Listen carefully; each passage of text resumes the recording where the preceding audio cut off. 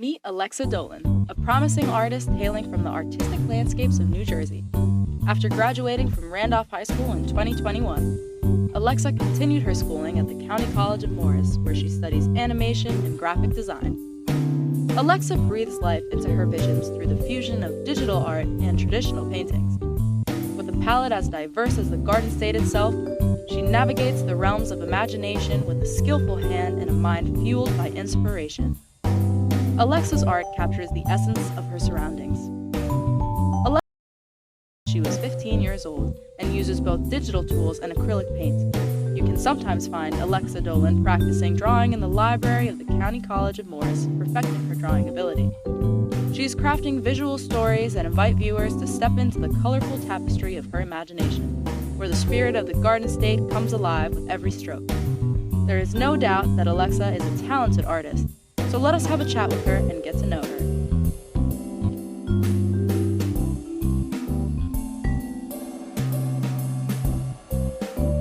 Hello and welcome to Garden State of the Arts. Our guest today is Alexa Dolan. Alexa, thank you so very much for joining us. Thank you so much for having me. So tell us, what inspired you to become an artist?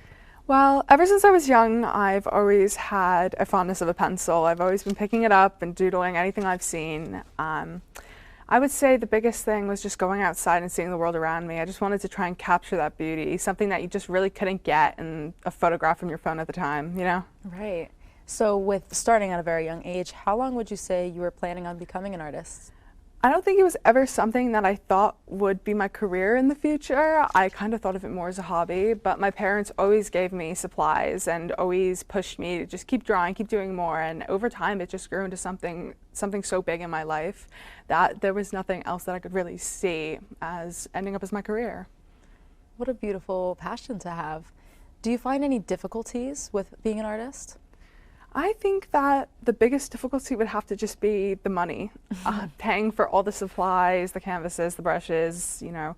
Learning is expensive. You're going through lots of tubes of paint for color theory. You're going through so much turpentine and oil painting when you're trying to figure out how the colors mesh together with oils on your canvas. But it's all part of the learning process, and eventually, if you keep practicing hard enough, one day you will make that all back.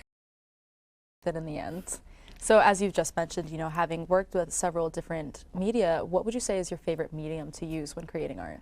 I would say that I've taken a fondness to colored pencils of lately. I had finished a drawing of Winona Ryder recently from most notably Heathers and Girl Interrupted, two of my favorite movies. Of course. Another one of my favorite media, it would have to be digital. It's just always had a place in my heart ever since I've gotten an iPad. It's been really, really fun to do, especially with my passion for animation. So with your passion for animation and, you know, learning different things, are there any specific artists that inspire you?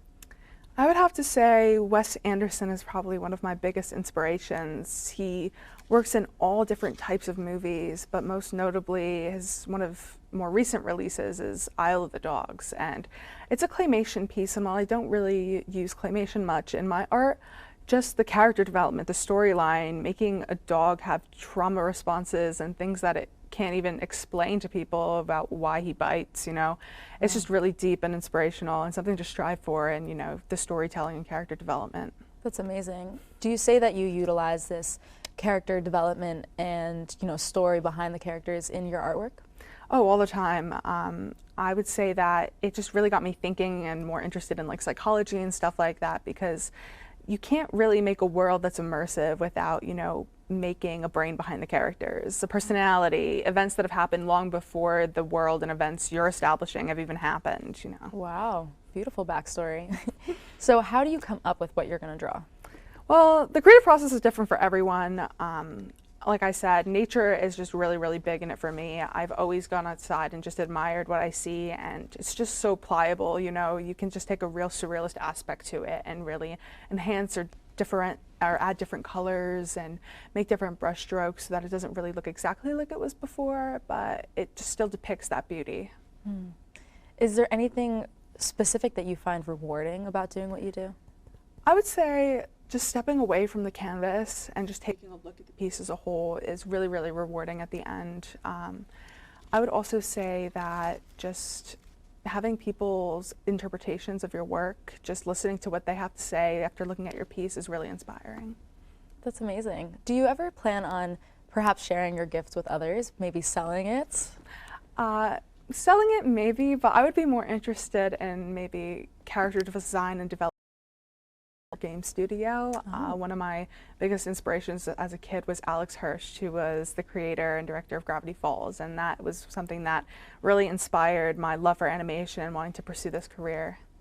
That's amazing. Gravity Falls is quite the classic, so that's a great inspiration to have. With your passion for digital characters and cartoons such as Alex Hirsch's creations, how were you able to develop your personal art style? I would just say it's a conglomerate of every show, every piece of media, every artist I've ever enjoyed. You know, you take a little piece of everything you study and just strive to be, and you make your own conglomerate style.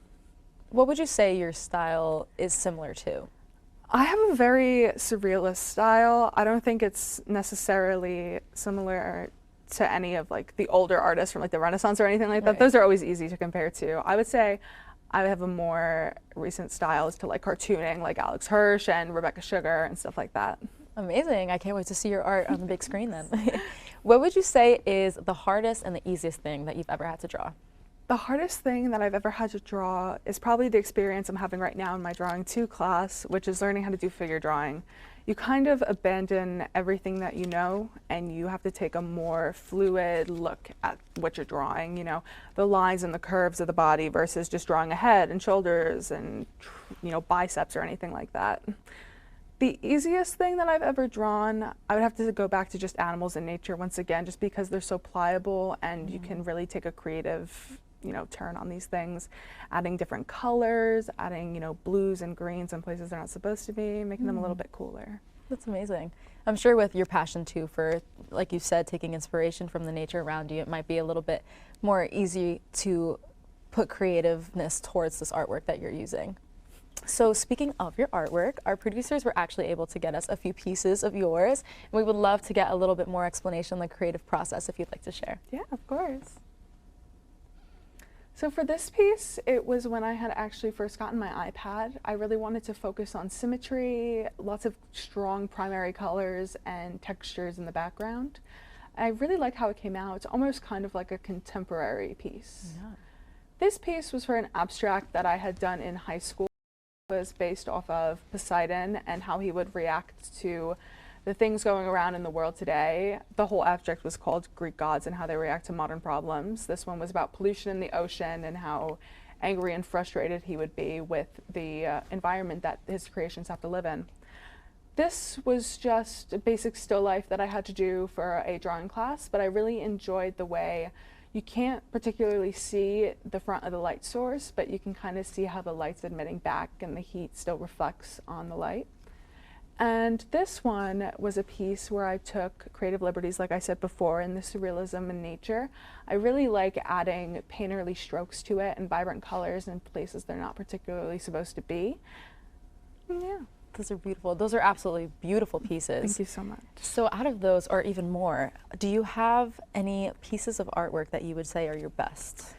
My best, I would probably say there's one piece that I didn't include in this that was part of the abstract from high school, and it was a take on how Cupid would be upset about not letting us love who we want to love, and the repercussions that discrimination against LGBT people have in our society, and just how Cupid specifically would find it heartbreaking that, you know, he's the god of love and people aren't letting people love who they want to love. That's incredible. That's a beautiful and creative way to put such real world issues into your pieces of work. That's incredible. So you've mentioned that you are taking classes here at CCM and you've had an opportunity to learn. Do you have any plans after CCM? I'm really hoping to continue my studies at a four-year school. I'm specifically looking at Montclair and Rutgers, like to stay a little bit local. After that, I would love to take some internships and start working in some sort of game studio, animation studio. Would really be lucky if I can get into their character design department, because that is my favorite. I do love crafting stories and backstories, so those are my aspirations. Well, Alexa, I know personally I am so excited to see the future of your artwork, and I'm sure I will be seeing it on the big screen soon, your own character development. For taking the time to speak with us today, and we will see you all next week on Garden State of the Arts.